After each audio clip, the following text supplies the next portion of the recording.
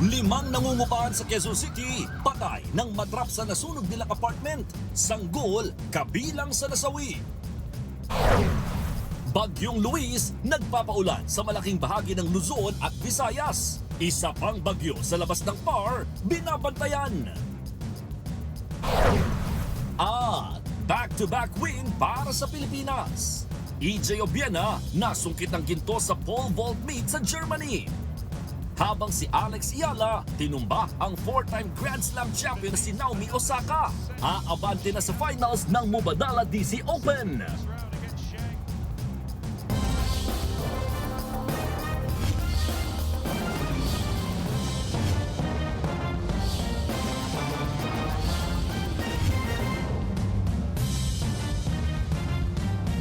Magandang hapon, Pilipinas. 5 ang patay sa sunog sa isang apartment sa Caloocan City. Kabilang sa mga nasawi ang isang sanggol. Sa investigasyon, na-trap ang mga biktima sa kanilang inuupahan nang sumiklab ang apoy madaling araw kanina. At live mula sa Caloocan, nasa frontline ng balitang yan, si Ian Suyo. Ian, magkakaanak ba ang mga biktima?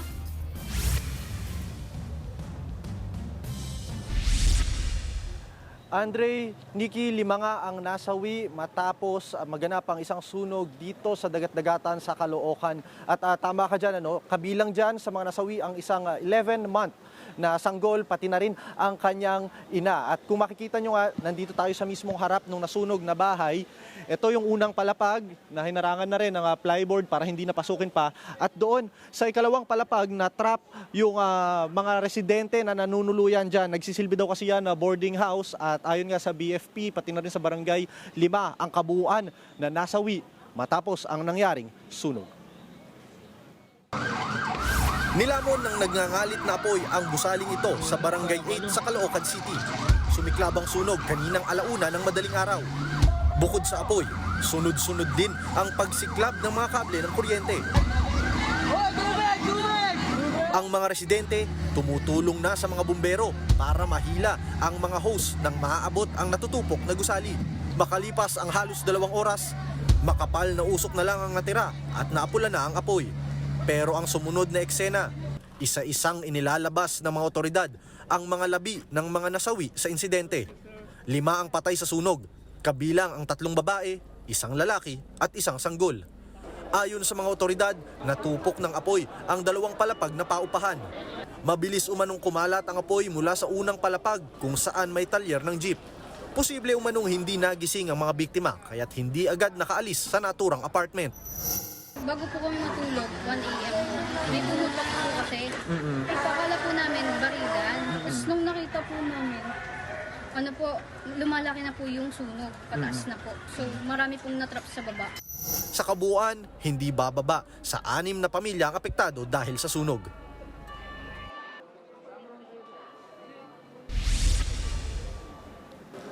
Andre, Nikki, nauna na ngang nagsabi ang Caloocan LGU na sasagutin nila lahat ng pangangailangan ng mga naapektuhang pamilya, pati na rin ng mga pamilya ng mga nasawi. Kabilang na dyan yung pagpapalibing, pati na rin pagpapaburol. Ayon sa barangay kanino na nakausap natin, parang yung ibang magulang or ibang mga kamag-anak ng mga nasawi ay nagdesisyon na iuwi na lamang sa kanilang mga probinsya yung mga labi ng kanilang mga kamag-anak, samantalang may 2 biktima naman daw na nakatakdang iburol dito ang kanilang mga labi sa darating na Martes. Yan muna ang latest mula dito sa Caloocan City. Nikki, Andre? Salamat at mag-iingat ka dyan. Maraming salamat live mula sa Caloocan, Ian Suyo. Sunog sa bahagi ng House of Representatives compound sa Batasan Hills sa Quezon City. Ayon sa Office of the Sergeant-at-Arms ng Kamara, nagsimula ang sunog alas 9 kaninang umaga sa South Steel Parking. Agad namang rumisponde ang 4 na fire truck at napula ang apoy matapos ang halos 1 oras. Paglilinaw ng mga otoridad, hiwalay sa pangunahing gusali ng Kamara ang naturang barracks na gawa sa light materials. Wala namang naiulat na nasaktan sa insidente. Patuloy po ang investigasyon sa sanhi ng apoy at kabuuang lawak ng pinsala.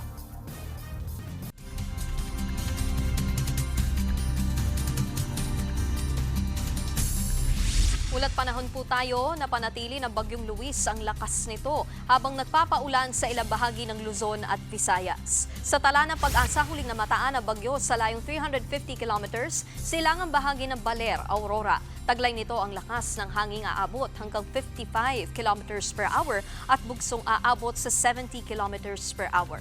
Inaasahang magre-recurve o liliko ang Bagyong Luis bukas ng umaga o sa Martes at magiging LPA na lang.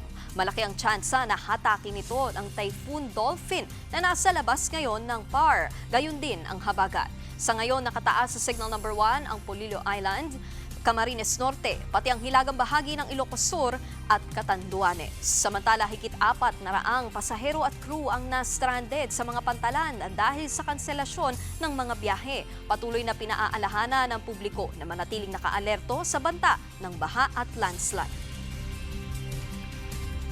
Nagsagawa naman ng cloud seeding ang Department of Agriculture Region 2 para makatulong na magpaulan sa Isabela, Nueva Vizcaya at Quirino. Mano-manong ibinuhos ng tauhan ng Philippine Air Force sa mga sakong naglalaman ng vacuum-dried na asin. Mula sa higit 4,000 feet, itinanim ito sa cumulus cloud sa mga lugar na malapit sa Magat Dam. Ginagawa ang cloud seeding para sa pagtulong sa mga sakahan pati na sa pagpuno ng mga dam.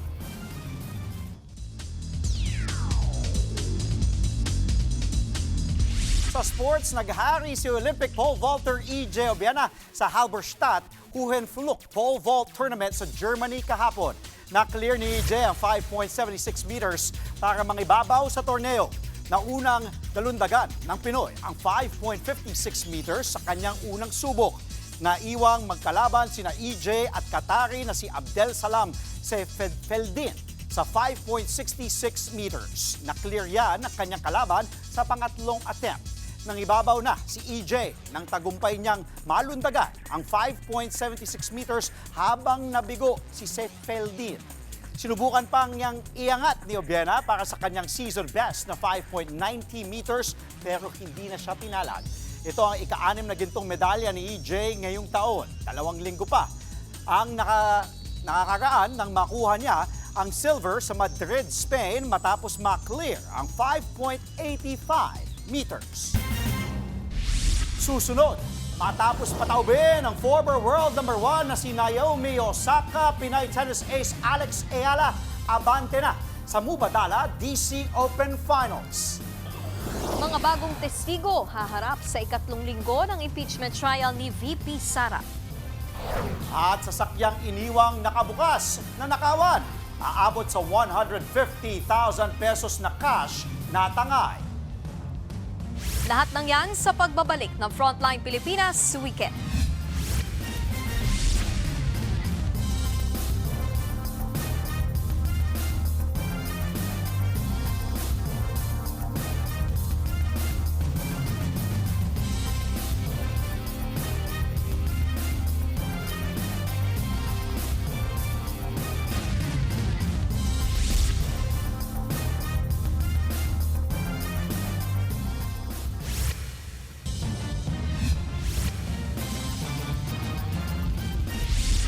Sa pool sa CCTV ang pagnanakaw ng isang babae sa karinderya sa Bulacan. Sa Albay naman, nakunan din ng video ang panluloob ng riding in tandem.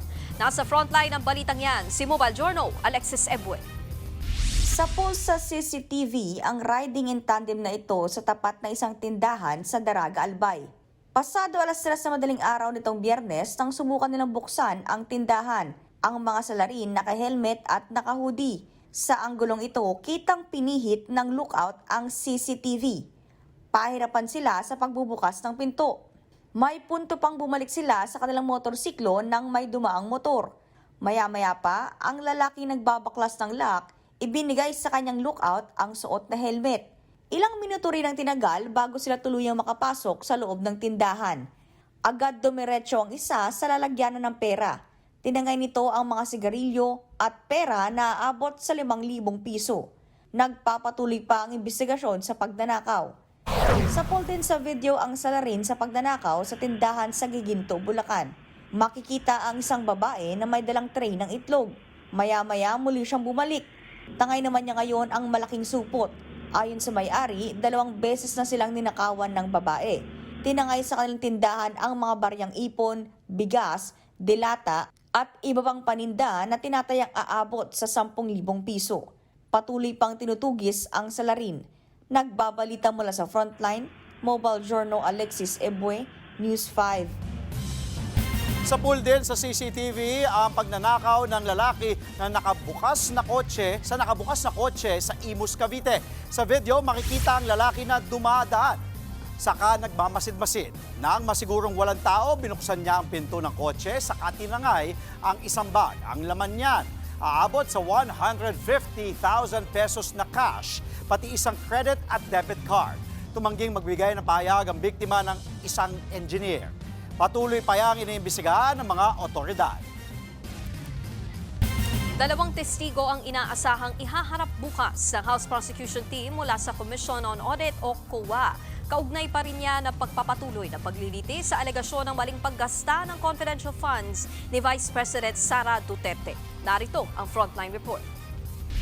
Para raw sa katotohanan, inaprubahan ni Pangulong Bongbong Marcos ang pagbubukas ng BIR box na naglalaman ng tax records ni Vice President Sara Duterte at ng kanyang asawang si Attorney Mans Carpio. Alinsunod yan sa Section 71 ng National Internal Revenue Code na kailangan muna ng approval ng Pangulo bago masuri ang naturang mga dokumento.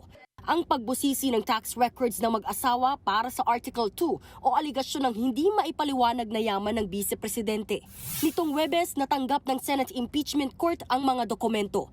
Bukod sa tax records, dumating din sa Senado ang mga kinatawan ng Anti-Money Laundering Council o AMLAC, pati na ang mga bangko na pinadalhan din ng sapina para sa financial records ng Vice at kanyang mister at halos 20 kumpanya na may kaugnayan umano sa mag-asawa. Bagamat may approval na ng Presidente, iginiit ni Carpio na dapat maresolba ang mga legal na usapin kaugnay ng otorisasyon sa paglalabas ng kanilang income tax records. Tanong niya, konstitusyonal at legal ba ang paglalabas ng mga dokumento? Una nang tumangging magkomento ang defense team ni VP Sara, pero kung prosekusyon ang tatanungin, mahalagang may go signal ang Pangulo. Natapos na yung usapin pagdating sa legality nitong box na to. Hindi ka naman siguro dapat matakot dito sa pagbubukas nitong nitong box kung saan ang nilalaman nito ay yung kanilang ITR. Inimbentaryo na ng Clerk of Court ang naturang tax records. Samantala sa pagpapatuloy ng paglilitis sa Article 1, ang alegasyon ng maling paggasta ng confidential funds ng Vice, inaasahang maghaharap ng 2 testigo ang prosekusyon mula sa Commission on Audit o COA. Ito po yung OWA, ito po yung sumuri ng confidential fund kung saan po ginamit. So dito po, titingnan natin kung yung paggamit po ay nasa tama ayon sa circular, sa joint circular na inilabas kung paano gagamitin dapat yung confidential fund. Nitong Miyerkules, naging matunog ang salitang unusual pero hindi suspicious. Ganyan kasi inilarawan ng 2 dating Land Bank branch manager ang mga transaksyon ng Office of the Vice President at ng Department of Education o DepEd. Ang na-encash kasing pera ng opisina ni VP Sara mula 2022 hanggang 2023, higit kalahating bilyon o 612.5 million pesos. Nagbabalita mula sa Frontline, Marian Enriquez, News 5. Samantala, inimbitahan ni Senator Alan Peter Cayetano si Senator Ping Lacson at ang publiko na personal na inspeksyonin ang mga infrastruktura sa Taguig. I will continue to invite not only Senator Lacson, not only his staff, but everyone. Iba kasi yung sa papel-papel, iba yung sa picture-picture. Tignan nyo yung budget, pumunta kayo sa lugar, makikita nyo yung nandyan talaga yung project at magaganda. Again, to the best of my knowledge. Sinabi yan ng Senador kasunod ng issue ng mga umano'y irregularidad sa infra project sa lungsod. Muli rin niyang iginiit na wala siyang ghost project sa kanyang balwarte. Pero tinanggihan ni Senator Lacson ang imbitasyon. Saka na lang daw siya pupunta kapag maayos na ang flood control program sa Taguig. Anya, matagal na siyang walang practice sa swimming. Baka doon pa raw siya malunod. Noong nakaraang linggo, isinawalat ni Senator Lacson na may 4 na proyekto sa Taguig at magkakaibang kontraktor. Pero iisa umano ang isinumiteng mga larawan para sa billing and collection. Susunod, pastor sa Agusan del Sur, patay matapos tambangan ng riding in tandem. Albularyo sa Cavite na gumagamit daw ng baril pang testing sa panindang anting-anting, arestado. At James Reid at Maha Salvador may isinawala tungkol sa kanilang mga karakter sa hit series na Someone Someday. Kapatid, huwag po kayong bibitiw. Magbabalik ang Frontline Pilipinas Weekend.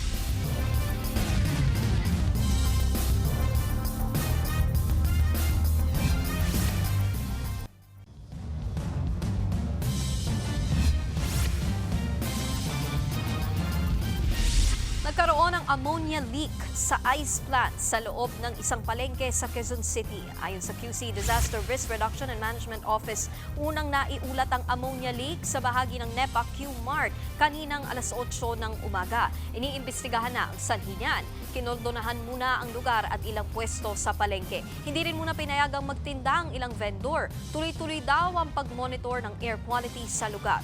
Oras na maging ligtas na ang hangin, saka na papayagang maibalik sa normal operations ang bahagi ng palengke. As per the report kasi, it's really a leak. That's why may containment siya na pati ang QC Health is involved, pati Bureau of Fire nga. Tapos the MILSAC na in-evacuate yung sa mga areas na affected. Ibig sabihin, hazardous to health yung leak niya. Sa ibang balita, sa gitna po ng agawa ng teritoryo sa West Philippine Sea, nagsagawa ng joint air at naval combat drills ang China sa paligid ng Bao de Masinloc o Scarborough Shoal. Ayon sa Beijing, layunin nitong palakasin ang kahandaan ng kanilang hukbo sa pagtatanggol ng inaangkin nilang teritoryo sa West Philippine Sea. Nagpatupad din ng China ng bagong polisiya na nagbabawal sa hindi otorisadong pangingisda, pagmimina at iba pang aktibidad sa lugar. Sinusubukan pa ng News 5 na kuna ng pahayag ang Philippine Coast Guard at National Defense. Samantala, nanawagan si Defense Secretary Gibo Teodoro sa mga opisyal ng gobyerno na magbitiw na kung sila ay pro-China sa usapin ng West Philippine Sea. Ayon kay Teodoro, tungkulin ng mga opisyal na ipagtanggol ang konstitusyon at ang posisyon ng Pilipinas.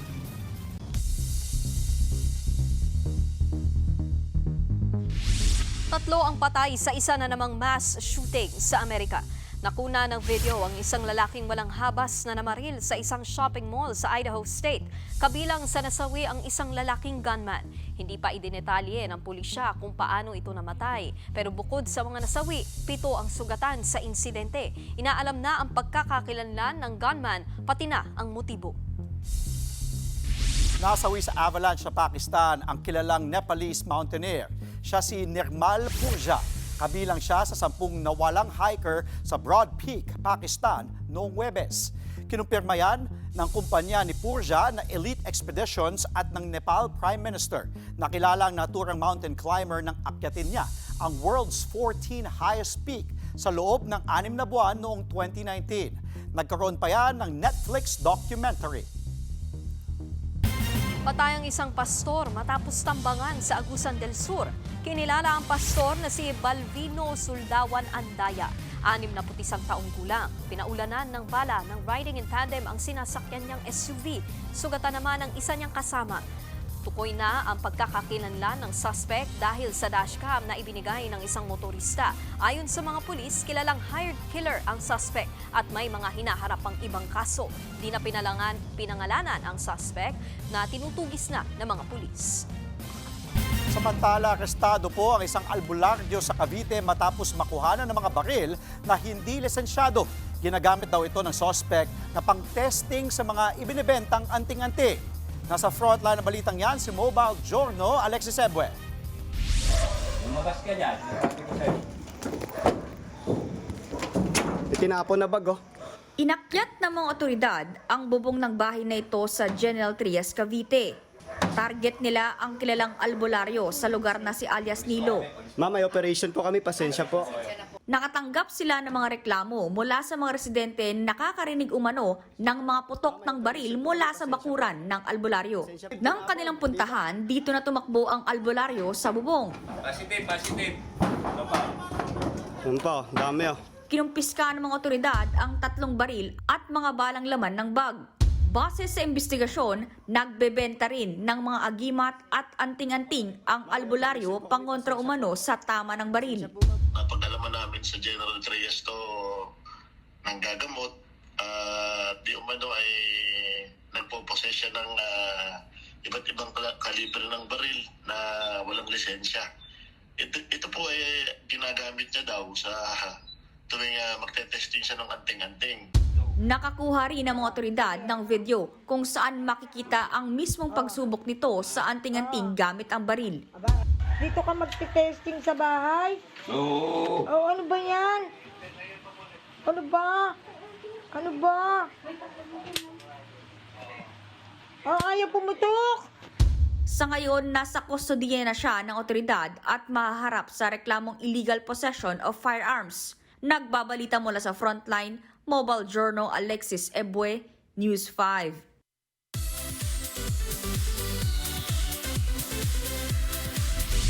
Unang linggo pa lang, sunod-sunod na ang pasabog ng hit serye na Someone Someday. Bukod sa pinagkakaguluhang eksena ng rejected proposal ni Val kay Jordan, usap-usapan din ang pananapak ni Billy at ang pagpasok sa eksena ni Abby. Sa exclusive interview ng TV5 Digital kay James Reid na gumanap bilang Jordan, ibinahagi niyang bukod sa pagiging protective and loving boy ni best friend, may lalim at bigat ang kanyang karakter. Jordan suffered abuse as a child, and watching that, that trauma build up in Jordan throughout the show was a heavy thing to carry as an actor. Ang importante sa akin is that I don't bring that emotion with me home. Habang si Maha Salvador naman, ayaw tawaging kontrabida ang kanyang karakter bilang Abby. Ayoko siyang labelan na talagang kontrabida, villain, because very human siya. May puso siya, nasaktan siya, kaya makakasakit siya. Tutukan ang Someone Someday, Monday to Friday, 8:45 p.m. dito sa TV5. Susunod sa Pulsa Video, 2 motor nagsalpukan, parehong rider kritikal. At isa pang sa Pulsa Video, rider na patawid sinalpok ng closed van. Tuloy-tuloy ang balitaan sa Frontline Pilipinas Weekend.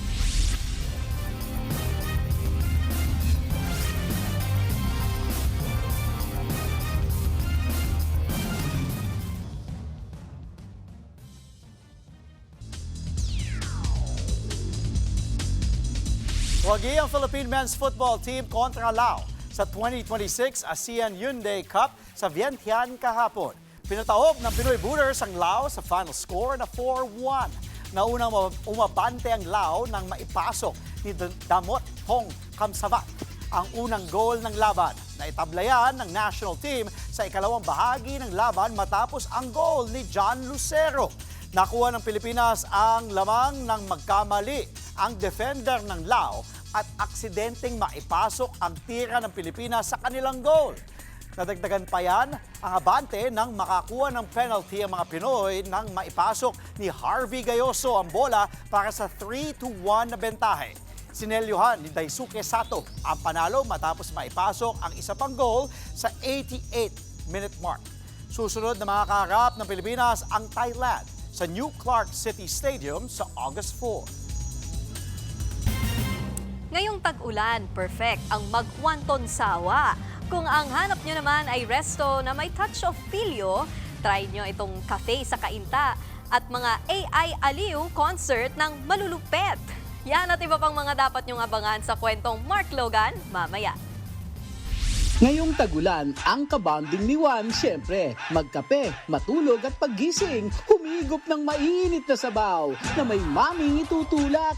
Gawa sa tunay na itlog na ginawang noodles ang pinipilahan todits. Kaya sa susunod na magpunta rito, huwag mato nasisigaw ng nasa ng sabaw. Dahil baka may pumatol, di ka nasikatan ng araw. Iba't ibang mukha, nakalatag sa daan na parang paanyaya. Agaw pansin ang dating, mapapasulyap ka sa espesyal na mga drawing. Gawa ni Juno, ang batang may attention deficit, hyperactivity disorder o ADHD.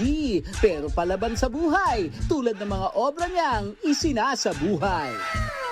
Sila ang The Bird Gang, nakakagulat kapag sabay-sabay silang nagpasikat. Otherwise known as the Flying Tropa, aliw ang hatid nila sa madla sa iba't ibang talents at tricks na kanilang ipinamamalas. Aba naman, talaga namang nuknukan ang pakitang gilas. Sa basketball, sumakay ka pa at huwag kukurap dahil asahan mo, uulan ng dunk. Dito sa Cainta, may restaurant sandwich, binubudburan ng buhok na kulot na para sa kanila, hindi raw salot. Kahit na itong buhok, sumasabit at sa tinga, kumakawit. Ang masasabi ko lang, hi! Volvo love it! Sabi nga nila, kung di mo kayang talunin, why not join them? Tulad ng AI, di mo na talaga mapipigilan ang pagyabong ng teknolohiya. Sa bagay, may mga positibo namang nagagawa, tulad ng aliw na hatid ng mga pet na kumu-concert gamit ang AI o Artificial Intelligence. In every afternoon, 3 o'clock, I read your letter. Ahay, sa may bintana. Ahay, sabay ang luha. Nagbabalita mula sa Frontline, Mark Logan.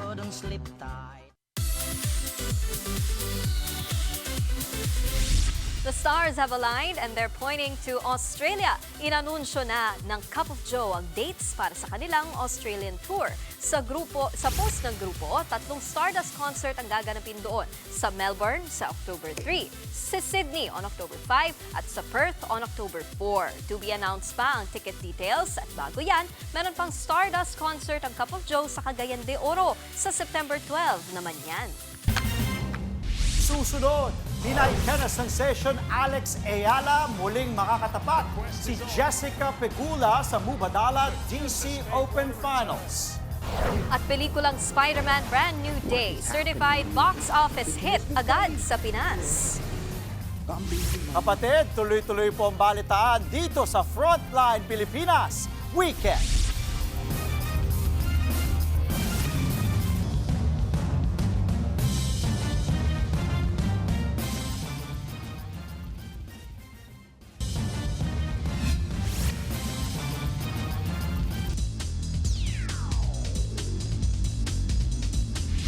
Pinatunayan muli ni Pinay tennis trailblazer Alex Ayala na wala siyang sinasanto pagdating sa hardcourt. Pinataob niya lang naman si former world number 1 at 4-time Grand Slam champion Naomi Osaka sa kanilang semifinal showdown sa Mubadala DC Open. Narito, Frontline report ni Ian Suyu. Top-tier Asian matchup ang sagupaan ni Pinay tennis sensation Alex Ayala at former world number 1 Naomi Osaka ng Japan sa semifinals ng Mubadala Open sa Washington DC kaninang madaling araw. Maagang pinaramdam ni Osaka na 4-time Grand Slam champion ang kanyang husay sa opening set. Pinaulanan niya ng mabibigat na serves at returns sa Ayala para umabante ng 4-3. Sa isang play, napangiti lang si Osaka nang magawang maibalik ni Ayala ang isa niyang kargadong serve at na-convert pa sa puntos.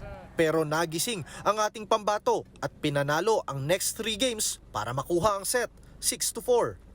Pagdating naman ng second set, maagang pumondo si Alex ng 3-1 advantage at hindi na pinaporma pa si Osaka tungo sa dominating victory.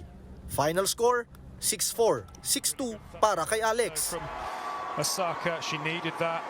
Walang mapaglagyang saya si Alex matapos ang panibagong historic win. Hey everyone, it's Alex. I'm in the final, my first 500 final, and I'm so happy to do it here in DC in front of all of you. So thank you for your support. Ito ang kauna-unahang WTA-rated 500 tournament finals ni Ayala. Dahil sa kanyang win streak, umakyat na sa career high number 24 si Alex sa WTA live rankings. Sunod niyang makakaharap ang top seed na si Jessica Pegula sa finals ng torneo para muling makakuha ng titulo sa world stage na $242,000 o may katumbas yan na mahigit 14 million pesos.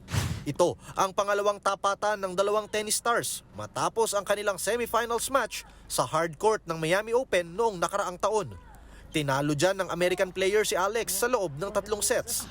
Nakatakda ang sagupaan ni na Alex at Pegula mamayang alas 12 ng madaling araw, oras dito sa Pilipinas. Nagbabalita mula sa Frontline, Ian Suyu, News 5.